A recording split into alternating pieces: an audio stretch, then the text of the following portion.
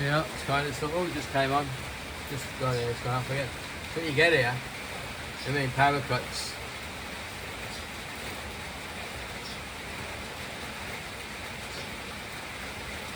Yes, the power's gone off. So we're all right here.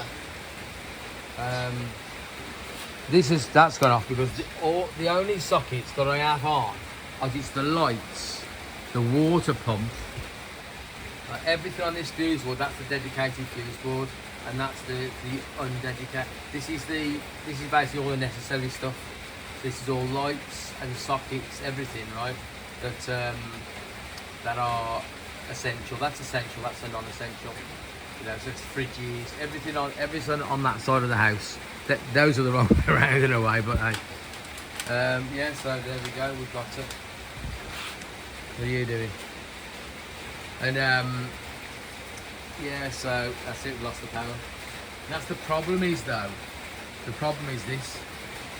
You can lose the power in the daytime. If someone's left a fan on in the bedroom, it's very easy to do it from the night time. Very easy to walk out. You know, leave the lights on at the moment. I think I might have put the lights on because it's a bit dim. Then you have a power cut. What's happening? Because I haven't got solar panels, right? Feeding these batteries. The batteries are all in there. It looks a mess, but it's all spot on. Yeah, it works. Everything here works. You know what I mean? Like this here. And you got to watch as well. Like that there, that is the isolator from the batteries to it's feeding the inverter. That's an inverter and that's an inverter. That's like a little cheap backup one, right? Which you can get by on that one if you really needed to, just to like run a fan in the bedroom at night and some lights and stuff like that. So everything on my table is off of the essential fuse board, but those sockets there aren't. This, so this is the inverter here. You know, it's on. That was on 29.1. That was on 29.2 a second ago, right? And basically it's now taking the load of the house, but there's not much load there. You know what I mean? And it's just holding around about there. You know, if it was a night time, we had the fans on and the lights on and that kind of stuff, it would probably go down a lot faster. But I've got two battery packs. I've got this battery pack here, which is one of the first ones. Yeah, just zoom out a second. We've got that battery pack there. It's one of the first ones I bought, 10,000 baht, 250 quid. That was the first one I bought. So that was just that onto an inverter. That inverter's since blown up, but it was an inverter like that one. A good one, but it decided, they don't last ever, this thing. This is what you got to be. These people, they buy all these great big massive systems, right? Especially the hybrid ones, right? And that's the big mistake, because these things can just get everything can grind to a complete halt, right? Just down to a capacitor or a little resistor, stop it working. I mean, for the electronics, it's only as good as the weakest part, and that's what happens. And I've seen. There's a guy I watch on YouTube. He's a Thai guy. He speaks really good, like nice Thai, so that you can understand what he's saying and everything, right? And he's a really clever guy, and he's into solar, but he's an electronics engineer. That's what he does originally. So what he does, he started off, as well as he does everything, telecommunications, like masts for like radios and shit like that. He climbs up massive masts and builds them and everything. Oh, the guy's an amazing guy. In Lampang. He's in Lampang. I can't his bloody name now.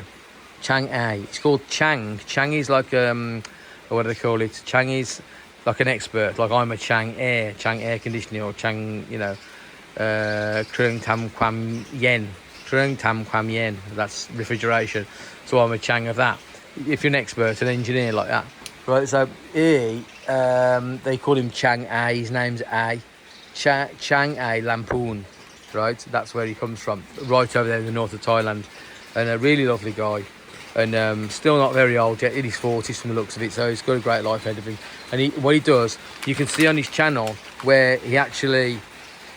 On his channel, what his main thing is, he was getting these hybrid inverters, which is basically a solar charger. So that's what, instead of charging your batteries with an electric charger, so at 240 volts to 24 volts, you have a solar charger that takes power from your solar panels and then charges your batteries. Then you have an inverter, but you mix the two together, it's called a hybrid. The thing is, you put everything into one you put everything into one piece of equipment, and then when one thing goes, you've lost everything, and you have to replace the whole expensive hybrid inverter if you can't get anybody to fix it. So what I had is my own. I had solar panels on the roof up there, right, which is not a bad place to have them at all. It's all right, because as you see, the sun goes up over there. So I had the solar panels there, and then every time, I'd have like a solar charger. But them solar chargers, man, they're very weak. They're very temperamental, and they'll just blow up. You know, it's a battery charger at the end of the day. It's charging batteries, a 24-volt system from like, say, 52-volt panels.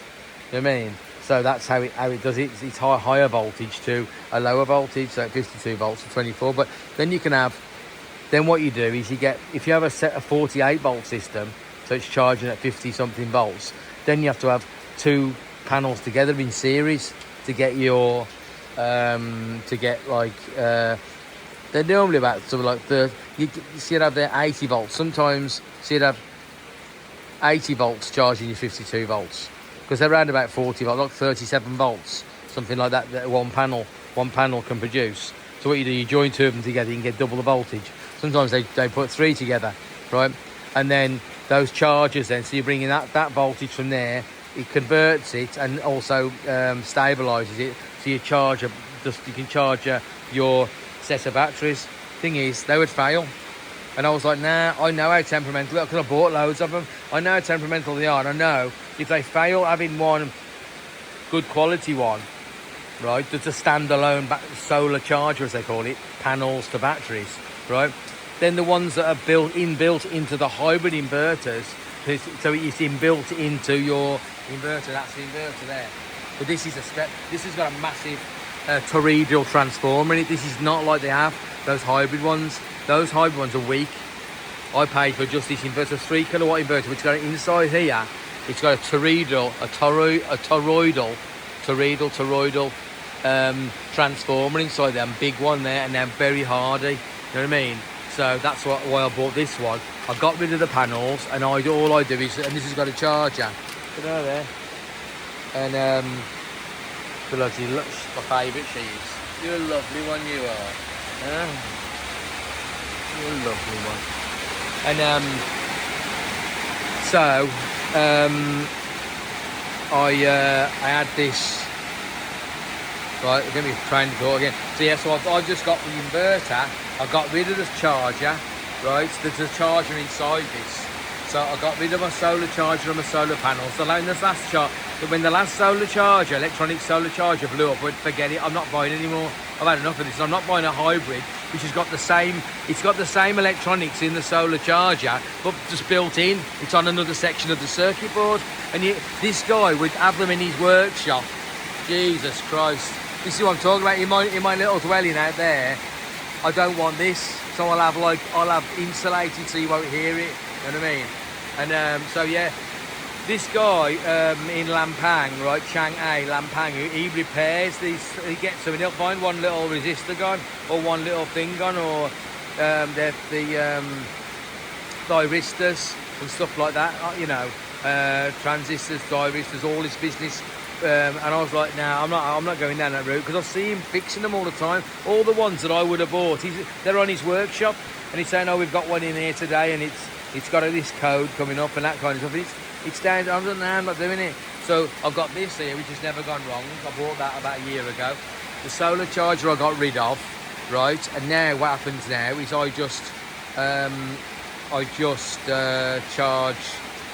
this just charges the batteries. And then when we've got a blackout, which we have now, right? We're now on batteries. And it's in there. It was on 28.8 before, but we're not on a lot of load. I mean, I could put this big fan over there, and I could probably bring that down to 27. But I've got two sets of batteries. I've got this small cell here, right? And then I've also got underneath here, you can't see it, but there's a load of cells, the same as what's inside here. There's four cells. You can see that there. Look right there. Look, see, that's a cell there. And there's one next to it. There's 4 there and 4 there. So inside there, I've got 8 cells. And that makes the 24 volts. They're all 3.2 volts, right? So 3.2 volts times 8 gets you to, is it 28 volts, 30, something like that. So the nominal voltage is 24 volts, right? So then what I then did, instead of now what you could do then, what you can do what I call a cell group, where if you've got 8 cells all in series, what you do is you put another one at every cell. So if you've got cell number 1, cell number 2, cell number 3, what you do is you put another cell next to number 1. So you take all the cells apart here. You slot a cell next to number 1, and what you do, you call it number 1A. You call it number 1A and number 1B, then number 2A, and then slot another one next to number 2A. And what you do, you just join them together in parallel. So you join the 2 or even 3 cells together in parallel. It's called a 3 cell group. And you cut, that's one, they're all in parallel, so all the positives, positive, negative, negative, and that way. So you get negative that side, positive this way. Then on the other side, you have another 3 cell group, but you turn that around the opposite way. So then, let's say this is the negative, and that's the positive end, and all 3 cells are next to each other, but joined it with a strip of metal, or with a strip of copper that across there, across all 3 cells. That's now one cell group, right? Still at 3.2 volts, because that's what its nominal cell voltage is, because they're all the same. Then what you do, the thing is though, that each cell is 100 amp hours, but you've now got a 300 amp hour cell group, because there's 3 of them next to each other. So this is the negative, and that's the positive. So next to it, you have another exact same type of cell group, right? There. What you do is the negatives here. What you do, you have this cell group, so it's turned the way, so the positives there. So you put your negative cable onto there, that goes up to, and that would be that's a negative there. So it's this one here. That would go in there and go onto that corner, onto the one end of that battery. That's your negative.